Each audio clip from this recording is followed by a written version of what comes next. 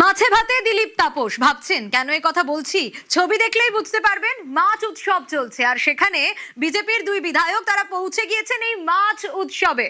আমার স্ট্রিটে চলছে এই মাছ উৎসব বলাই সিংহ লেনে।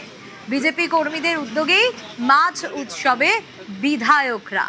আর বিজেপির বাংলায় মাছে ভাতে বাঙালি বার্তাই দেওয়া হচ্ছে। দেখুন সেই ছবি, একেবারে মাটির থালা বাটি গ্লাস রয়েছে, চারিদিকে বাঙালি আনার ছোঁয়া। আর সঙ্গে মাছ ভাজা যেরকম রয়েছে সেরকমই মাছের কারিও রয়েছে। মাছে ভাতে চলছে মাছ উৎসব। দুই বিজেপি বিধায়ক তারা আমার স্ট্রিটের বলাই সিংহ লেনে এই মাছ উৎসবে পৌঁছে যান। বিজেপি কর্মীরাই উদ্যোগ নিয়েছেন। দেখুন, মাছ থেকে শুরু করে মাছ ভাত যেরকম রয়েছে, মিষ্টি চাটনি তা তো রয়েইছে। আর দিলীপ ঘোষ আর তাপস রায়ের পাতেও মাছ মাছ ভাত, মাছে ভাতে বাঙালি কথাতেই রয়েছে।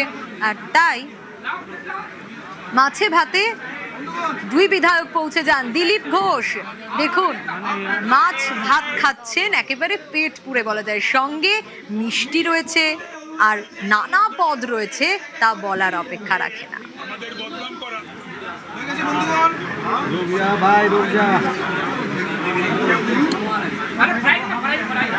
দেখুন দেখাচ্ছি সেই ছবি,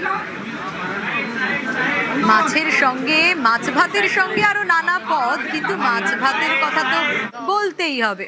আর মাছ ভাত খাওয়ার পর তৃণমূলকে তো দিলীপ তাপসে।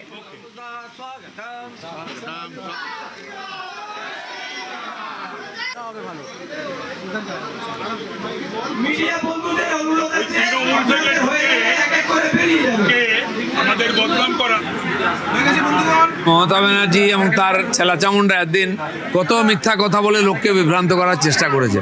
তা আমরা ওর উত্তর মুখে দেবো না, আমরা কাজে দেবো। আর আমাদের সরকার সেভাবেই কাজ করবে। তাই আমাদের কর্মীরা প্রথমেই বাঙালিকে মাছ ভাত খাওয়াচ্ছেন। আর বাংলার মাছ খাওয়াচ্ছি আমরা, অন্ধ্রের মাছ নয়। বাংলার চাল আর বাংলার মাছ দিয়ে মাছ ভাত খাওয়া।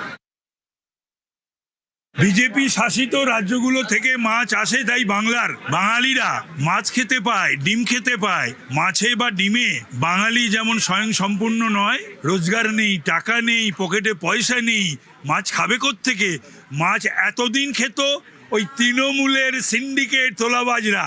এইবার মাছ যাতে বাংলার সকলে খায় তার ব্যবস্থা এবার ভারতীয় জনতা পার্টি করবে।